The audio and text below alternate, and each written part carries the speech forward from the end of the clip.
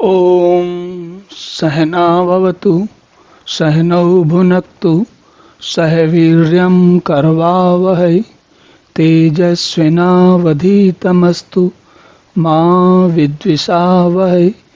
ओम शांति शांति शांति। हरि ओम। तो हमने पिछले श्लोक में देखा कि भगवान ने वेदवाद रतः के बारे में उनको अविवेकी कहा, जो वेदवाद में रत हैं। और वेदवाद में, किस वेदवाद में रत हैं?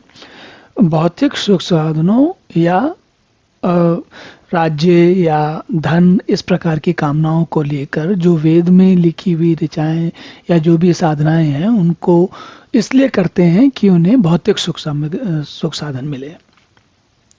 तो ये कहने के बाद उसी बात को अब एक और, उसी जैसे पहले उन्होंने कहा कि वेदवाद रहता है, अब देखिए क्या कहते हैं भगवान।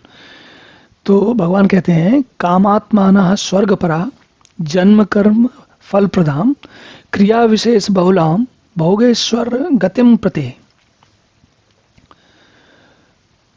तो ये क्या बात हुई? कामात्माना, जिनकी इच्छाएं, जिनकी कामनाएं, जिनकी आत्मा है।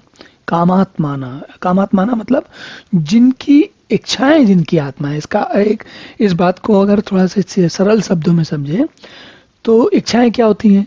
भोगों को प्रेरित करती हैं। कि इच्छाएं किस बात की होती हैं?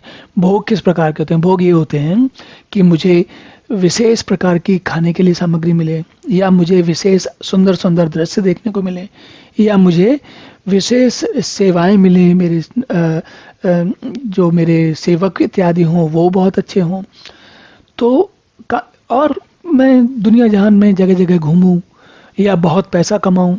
तो ये सारी चीजें क्या हैं? कामात्माना, कामनाएं जो है वो मेरी आत्मा है। मतलब मेरी आत्मा मतलब जो मेरे अंदर जो कुछ भी आ रहा है वो सब कामनाएं चल रही हैं। इसको सामान्य भाषा में कहते हैं भोगों में रत होना। तो भगवान कह रहे हैं कि जो भोगों में तन्मय हो रहे हैं, जिनकी बुद्धि में स्वर्ग ही परम प्राप्य वस्तु है। अब हमने पहले ही समझा कि देखिए, जो भोगों में तन्मय हो रहे हैं, क्यों भोग? किस प्रकार के भोग? सौंदर्य का, सुख का, धन का, राज्य का, ये सब भोग है। तो इनके इसी प्रकार अब स्वर्ग में क्या मिलता है? स्वर्ग में यही चीजें आपको बगैर किसी प्रयास के मिलती हैं। तो धरती पर क्या है कि हम प्रयास करते हैं तब हमें सुख मिलता है, पैसा इकट्ठा होता है, हमारे नए नए प्रकार की चीज़ें, खाने को वस्तुएं मिलती हैं, बड़ी महफिलें, बैठकें होती हैं, गाने, गीत संगीत के कार्यक्रम होते हैं। ये सब क्या है? ये धरती पर होता है, लेकिन धरती में इनके लिए काम करना पड़ता है। आप किसी बहुत बड़े पुराने समय में किसी राजा के पुत्र हो या किसी नवाब के पुत्र हो तो एक अलग बात है, नहीं तो हर व्यक्ति को काम करना पड़ता है। लेकिन जो मनुष्य जो स्वर्ग के बारे में जानता है, उसमें कहा जाता है कि स्वर्ग में ये सब काम बगैर कुछ किए मिलता है। आपको कोई प्रयत्न नहीं करना पड़ता, स्वतः मिल जाता है। तो भगवान ये कह रहे हैं कि या तो जो लोग, जैसे हमने पहले समझा कि धन धान्य के लिए, फिर कहा स्वर्ग के लिए, अब उसके बाद कहते हैं कि जो भोग तथा ऐश्वर्य के लिए, वो वही बात घूम के फिर से आ गई।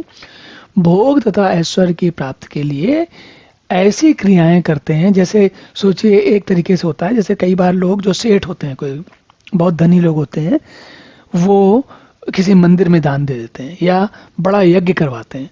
तो इसलिए यज्ञ करवाते हैं कि इस यज्ञ से उनको स्वर्ग का मिल जाएगा, स्वर्ग का फल मिलेगा।